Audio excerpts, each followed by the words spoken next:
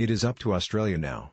Up to the men with power behind the baggy green cap they hold so dear to do what has to be done. Only sweeping action against the captain, coach and senior players who have let down their country will do. There is no point leaving it to the International Cricket Council. The toothless governing body will never take the lead at a time of crisis, and goodness me what a crisis this has become, and do what is right for the battered old game. A one-match ban for Steve Smith and a fine for Cameron Bancroft was the most the ICC could muster on Sunday as what started as a clumsy, comical attempt to tamper with the ball became one of the great cricketing scandals.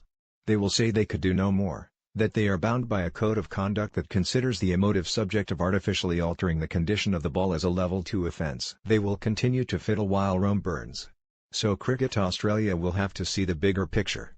They will have to ban Smith, his nasty little sidekick David Warner and the rest of the infamous leadership group for a year, and they will have to sack coach Darren Lehmann. But, much more than that, they will have to disband a culture that has made Australia the most hated cricket team in the world and start again. Then, if Smith, Warner et al. Do not comply when they return, they are finished in the game. To follow events in South Africa and Melbourne from afar was to witness a juggernaut gaining momentum at frightening speed. If the sheer arrogance of an Australian captain who thought he was untouchable stopped him from realising the severity of his actions when he faced the cameras in Cape Town on Saturday, then he was quickly made aware of just how big this is. It only seems like yesterday Smith was being lauded as the greatest batsman since Bradman during an Ashes series Australia dominated, but now he will always be remembered as the symbol of a team that hurtled out of control under his leadership. Now he will always be the cheat Steve Smith. For this is about so much more than ball tampering. That, really, is only the tip of the iceberg. The premeditated cheating on the third day of the third test was a tipping point for all that has gone so badly wrong with the Australian team. The reaction to the storm that engulfed Smith and his side from Australia and the wider world told him all he needed to know about what the game thinks about his unpleasant, pious regime. Or at least it would if Smith and Warner had any self-awareness, which clearly they do not, because they had to be told to stand down as captain and deputy ahead of play on Sunday. They should have jumped before they were pushed. Let's take Australian reaction first. There was the sight of Cricket Australia Chief Executive James Sutherland, his voice crackling with emotion, emerging in Melbourne to say, Australian fans want to be proud of their team. This morning they will wake up and not be proud. This is a sad day for Australian cricket.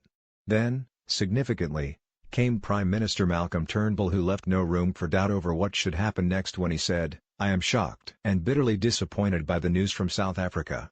It seems beyond belief that the Australian team have been involved in cheating. Our cricketers are role models. Well, the PM cannot have been watching too closely over the last couple of years if he is. That shocked, but the impact was unmistakable. Exactly who did what? Rookie opener Cameron Bancroft has been fined 75% of his match fee and handed 3 demerit points by the International Cricket Council after being charged with attempting to change the condition of the ball, contravening Law 41.3. He admitted doing so by using some sticky tape from the team's kit bag, sticking granules from the pitch to it and using it as an abrasive surface to scuff the ball in pursuit of reverse swing. Captain Steve Smith said he and the leadership group had discussed and agreed the action. He stood down for the rest of the test along with Vice-Captain David Warner, was handed a one-match suspension by the ICC and fined 100% of his match fee. Who else was in this leadership group? Smith did not expand on that. But in the past Australia have indicated senior bowlers Mitchell Starc and Josh Hazlewood were part of their decision-making unit. Tim Paine's promotion as temporary skipper seems to absolve him.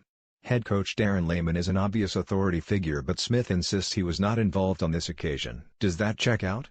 Lehmann did appear to speak to 12th man Peter Handscomb via walkie-talkie after TV images caught Bancroft red-handed. Handscomb later spoke to Bancroft, who proceeded to hide the tape down the front of his trousers. Explanations will be required. Why was no on-field sanction taken? First of all, Bancroft appeared to deceive the umpires by showing them the holder for his sunglasses instead of his ad hoc sandpaper. Secondly, his attempts to change the ball simply appeared to be unsuccessful. The umpires looked at the ball and did not take the chance to replace it. Had they done so, they could have levied 5 penalty runs against Australia. Do they deserve some credit for fronting up? Not particularly. Even after their plot was uncovered by cameras, they made a clear attempt to put the officials off the scent on the field. Only after their guilt was established beyond any serious doubt did Smith and Bancroft appear before the media. Others may not have faced the music quite like that, but others may not have put themselves in that position in the first place. How has Australia's recent behaviour been other than this? To sum up, they are not a popular bunch. They are regarded as the game's most inveterate, though far from only, sledgers. Despite this, they have attempted to position themselves as guardians of the line, a concept they used against South Africa in this ill-tempered series. Their reaction to England's disciplinary lapses in the Ashes, notably when Bancroft and Smith gave a jovial press conference on the subject of Johnny Barstow's headbutt greeting, saw them lobbing rocks from a sizable glass house. Have they done this before? Smith was quick to emphasize this was a regrettable first-time offense, but skepticism is natural. It could be argued previous transgressions would have been picked up in just the way this one was, but that is unlikely to prevent people poring over footage of recent series, including the Ashes.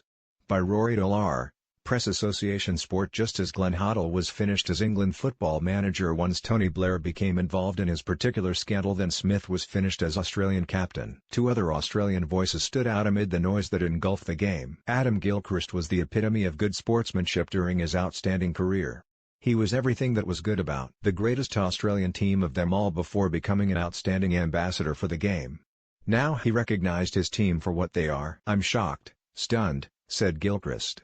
"I'm not trying to over-dramatize this. I'm really emotional and saddened about it. And embarrassed. Australia cricket and the integrity of Australian cricket is the laughingstock of world sport. We are quick to damn nations that cheat and go against the rules. The underarm incident. Okay, that was against the spirit of the game, but that was still a legal delivery in those days.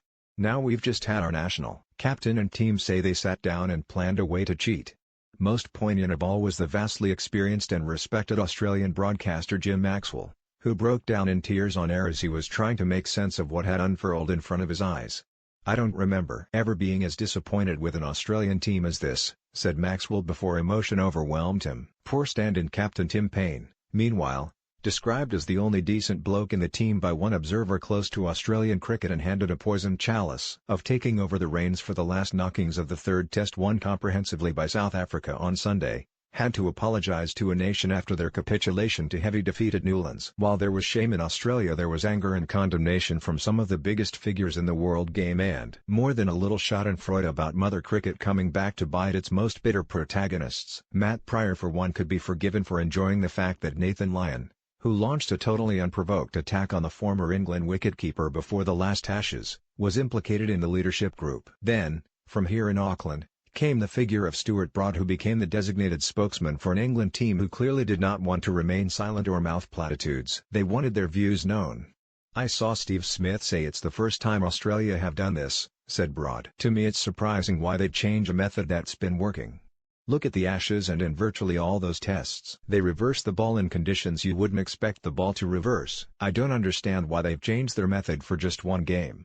Read into that what you will. Broad also addressed a coach in layman who surely cannot escape the sack despite Smith's attempts to absolve him of blame. Steve Smith shockingly admitted that he and a so-called leadership group had a discussion at lunch on the third day and decided they would illegally alter the condition of the ball. Cameron Bancroft was subsequently caught on television cameras with yellow sticky tape, which was applied to the rough side of the ball in order for it to pick up more dirt and therefore aid reverse swing. In Smith's press conference, the captain said both his and the team's reputation had been brought into question following the incident. Although he said the decision did not involve Darren Lehmann or the rest of the coaching staff, he said it involved a leadership group. However, he did not name names. Sportsmail understands Smith, vice-captain David Warner and bowling trio Nathan Lyon, Josh Hazlewood and Mitchell Starc make up the rest of the senior group who were involved in the decision to manipulate the ball's condition. It was Lehmann, remember, who urged the whole Australian nation to abuse Broad during the 2013-14 Ashes and send him home crying over that most Australian of crimes, failing to walk after edging a catch. Was Lehmann not hypocritical for complaining about the South African crowd's treatment of his players?